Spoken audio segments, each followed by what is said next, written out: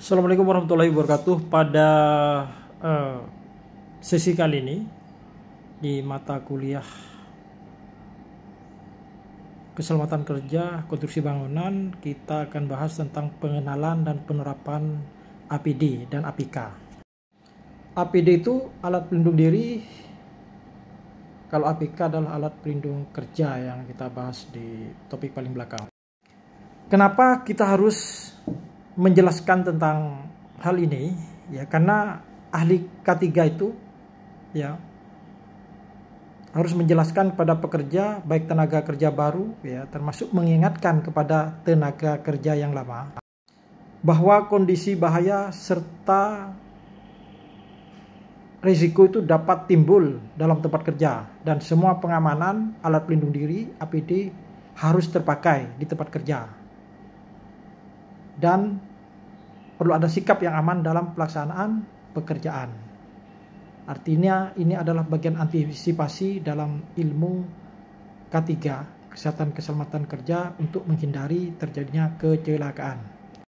Sebelumnya kita harus membahas apa itu alat pelindung diri atau APD. Alat pelindung diri atau APD adalah alat yang perlu kamu kenakan saat bekerja untuk mencegah dan mengurangi resiko terjadinya kecelakaan kerja atau paparan penyakit. Jadi APD itu bisa berbeda bentuk dan fungsinya tergantung kondisi di tempat kita bekerja.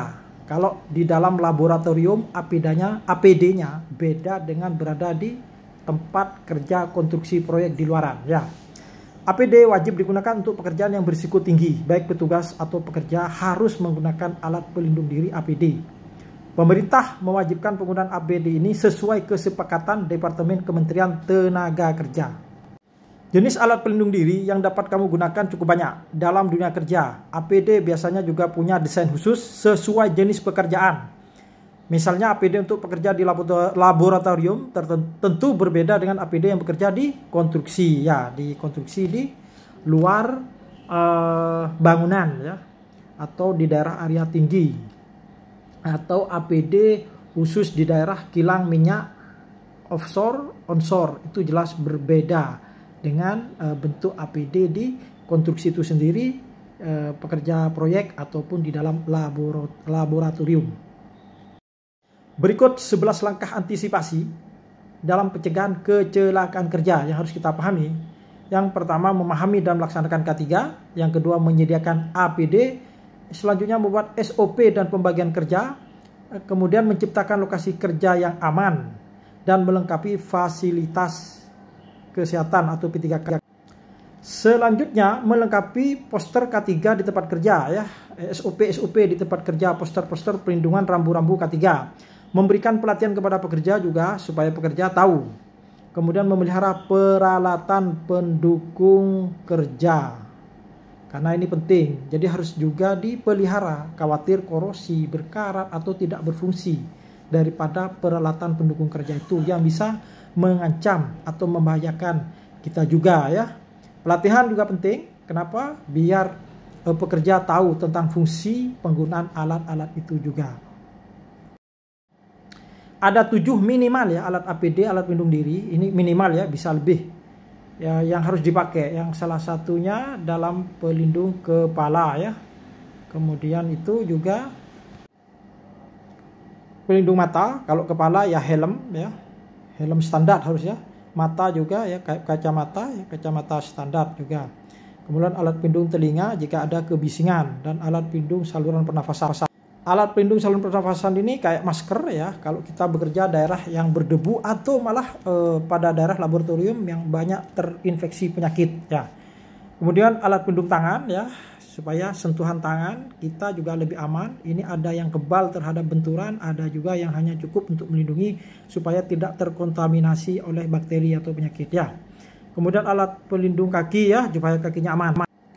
Alat pelindung kaki ini tahan terhadap benturan ya, jika ada palu jatuh begitu juga aman ya, mungkin ada bahan besinya ya, seperti itu. Kemudian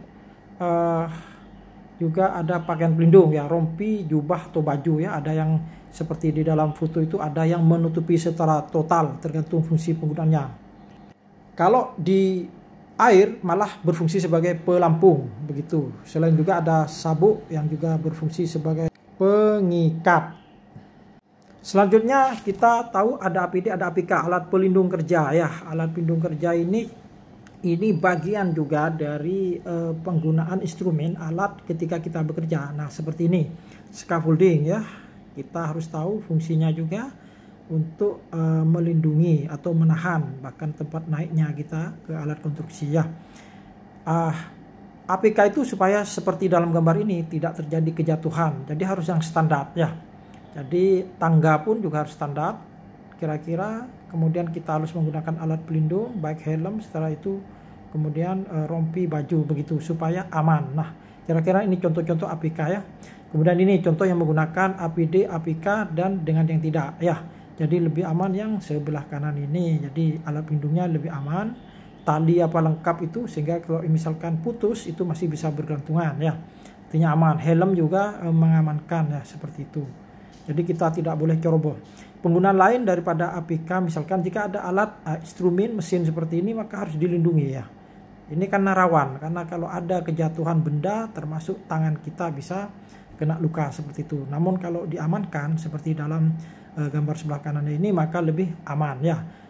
Selain itu dilihat mata juga lebih aman dibandingkan yang sebelah kiri yang sangat rawan terjadi kecelakaan ya.